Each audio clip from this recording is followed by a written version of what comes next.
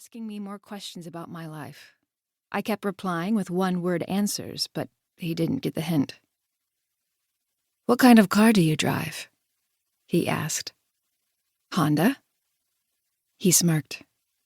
"Not the most exciting mode of transportation." He paused, waiting for me to say something else. "I've got my Porsche parked around the back," he continued, pronouncing it Porsche, and slipped his hand around my waist. "Maybe you'd like to come and I can give you a—" He never got to finish that sentence, because I turned around and used my ballet-trained balance to slap him in the face, while still holding on to my tray. Daddy taught me to not let a man mess with me, and I wanted to make him proud. For the final blow, I leaned in and whispered in his ear, "Don't ever speak to me again." I straightened, turned, and walked away from him. From then on, Ethan stayed a fair distance away from me, but I always felt his eyes on me. And I'd be lying if I said I didn't watch him too. Chapter 1. Ethan. I looked out the window of my office in Park City, down to the streets below, heaving a gigantic sigh.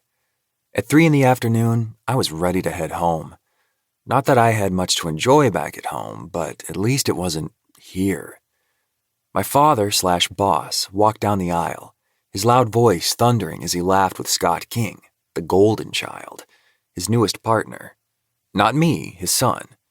You'd think that Nicholas Taylor would want his only son to share the helm at his investment banking firm, but apparently Scott had earned that privilege of right-hand man. Any outsider observing the two of them would assume Scott was my father's son. Not me, the scrub sitting in a sea of cubicles. In fact, anyone who watched our lives over the last 10 years would think the same thing. I scowled at them as they walked by. Scott turned his head and narrowed his eyes at me. I went back to my work. Investment bankers always had a million things to do. The hours were long, but at least I had a job. And it brought in good money. Couldn't complain about that. My phone rang in my pocket. Expecting it to be a client, I gathered myself together and took a deep breath, putting on my best front. But a glance at the phone made me genuinely smile. "Hey, Gran," I said into the phone. "Ethan, darling, so good to hear your voice," she warbled. "How's Manhattan treating you?" I asked. "Hot and muggy. August in New York is unbearable.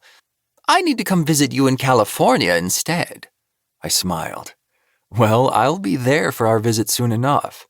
Is everything ready for your party?" Every year, Gran threw a benefit to save the giant pandas. Even though they were reclassified as vulnerable, not endangered, we didn't dare tell her. She still loved those big bears and wanted to help. Who knows? Maybe her benefits had actually helped their status over the last 20 years. "Not quite. You know how these things are," she said. "There are so many details to consider, and no one ever does them correctly." "I hear you," I said. "But enough about me. Who are you bringing as your date?" she asked. I smoothed the side of my hair, trying to think how to stall the conversation. "I haven't decided yet." "I don't want one of your floozies, Ethan. You need to be more serious about finding the right woman. Remember last year's girl? I couldn't talk to her for more than 5 minutes. She had nothing in her brain. You're smarter than that. I don't know why you keep company with girls like that." I didn't want to tell her I knew who the right woman was. But she had unfortunately slapped me in the face a year ago. There's no way she'd be interested in taking a trip to New York with me anytime soon. "I'm having fun, Gran. You have to respect that." "No, I don't.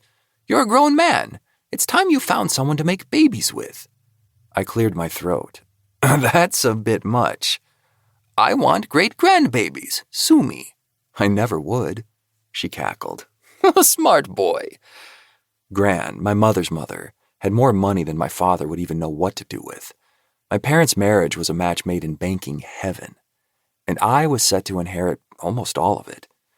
I glanced at my father as he entered his office with Scott. "I'm glad someone thinks I'm smart." "I know you are. You just need to make better choices." "I try," I mumbled. "I don't think I would recognize a better choice if it was in front of my face." She paused, and I could imagine her tapping.